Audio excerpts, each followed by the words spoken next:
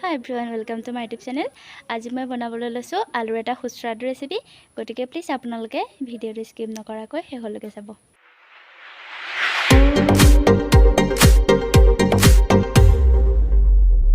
এই ৰেচিপিটোৰ কাৰণে মই দুটা বইল কৰা আলু লৈছো, এক কাপ ময়দা লৈছো, দুটা পিয়াজ লৈছো আৰু কেইটামান কেঁচা জলকীয়া লৈছো।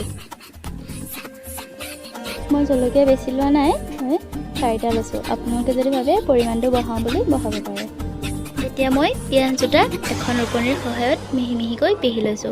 এতিয়া দেখিছেনে মই পিয়াজটো ধুনীয়াকৈ পিহি ললো। এটা পাত্ৰত মই ময়দাখিনি দি দিলো। এতিয়া এই আলু দুটাৰ সৈতে ময়দাৰ এটা ডো বনাব লাগিব। ইয়াত মই এচামুচ মিট মছলাৰ গুড়ি ব্যৱহাৰ কৰিছো।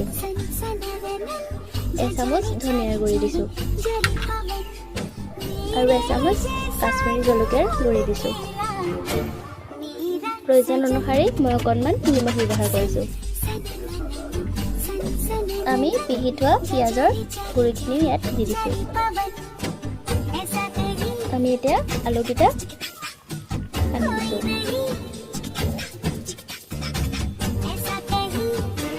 চাওকচোন ময়দা আৰু আলু ডোটো কিমান চফ্ট হৈছে। ইয়াত আমি অকণমানো পানী ব্যৱহাৰ কৰা নাই। এতিয়া আমি ময়দাখিনি ভালকৈ মুঠি ল'ব লাগিব। এয়া চাওক আমাৰ আলু আৰু ময়দাৰ ডোটো ধুনীয়াকৈ প্ৰস্তুত হৈ গ'ল। ময়দা আৰু আলু ডোৰে এটা সমান চাইজৰ বল বনাবলৈ মই এটা কেঁচা আলু লৈছোঁ। এতিয়া এই আলুটো সমান চাইজৰ দীঘলকৈ কাটিব লাগিব। এতিয়া মই আকৌ এবাৰ এফাল কাটি থৈছোঁ। এতিয়া ইয়াৰ কিনাৰটো মই কাটি দিছোঁ।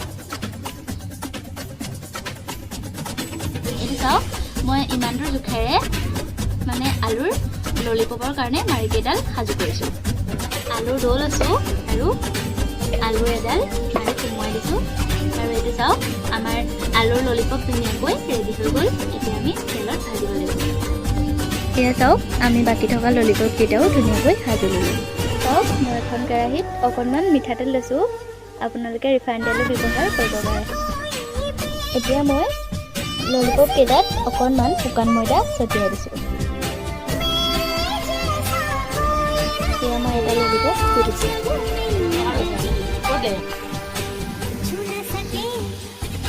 এই চাওক আমাৰ ললিপপ ধুনীয়াকৈ তৈয়াৰ হৈ গ'ল।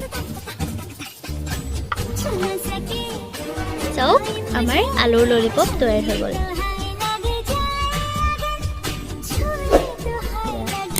আপোনালোকে যদি ভিডিঅ'টো চাই ভাল পায় তেনেহ'লে লাইক, কমেণ্ট আৰু ছাবস্ক্ৰাইব কৰিবলৈ নাপাহৰিব। খাবলৈ কেনেকুৱা লাগিছে? বৰ ধুনীয়া লাগিছে।